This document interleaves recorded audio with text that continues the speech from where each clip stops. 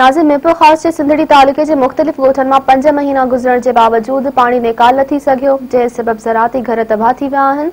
सख़्त सर्दी में मुतासिर ॻोठाणा खुलियल आसमान हेठि वेठल आहिनि। ॾिसूं था मीरपुर ख़ास मां तालिब शर जी रिपोर्ट। नाज़रीन, हिन वक़्तु असां मौजूदु आहियूं प्रेस क्लब मीरपुर ख़ास ते, जिते हिकु सिंधड़ी तालुक़े जे ॻोठ परियल मरीअ जा रिवायसी जेके गुज़िरियल बरसातुनि खां अञा ताईं बरसाती पाणीअ हेठि आहिनि ऐं उहे मुतासिर जेको एहतिजाजी मुज़ाहिरो करे रहिया आहिनि।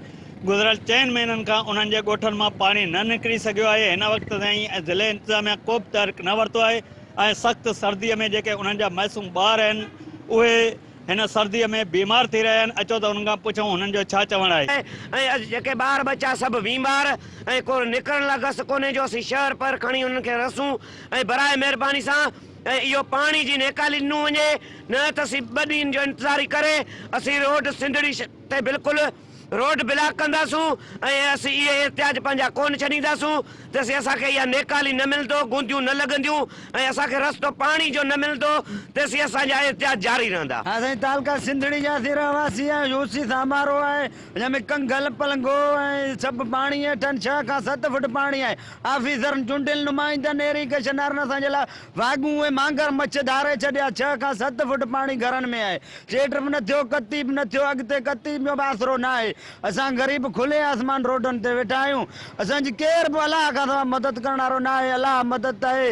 ख़ुदा असांजो नोटिस वठी असांजो मदद कयो वञे, न त असां परियां सिंधड़ी रोड बंदि कंदासीं चौंक ते। इहो असांजो ऐलान आहे। मिसकिन असांजे घरनि में पाणी बीठो आहे। ग़रीब आहियूं, को रोज़गार ई कोन्हे, को बेरोज़गार थियो। मिसकिन मरूं पिया, पाणी मंझि पिया ॿुॾूं ऐं किथां खायूं, किथां पियूं, किथां निकिरूं।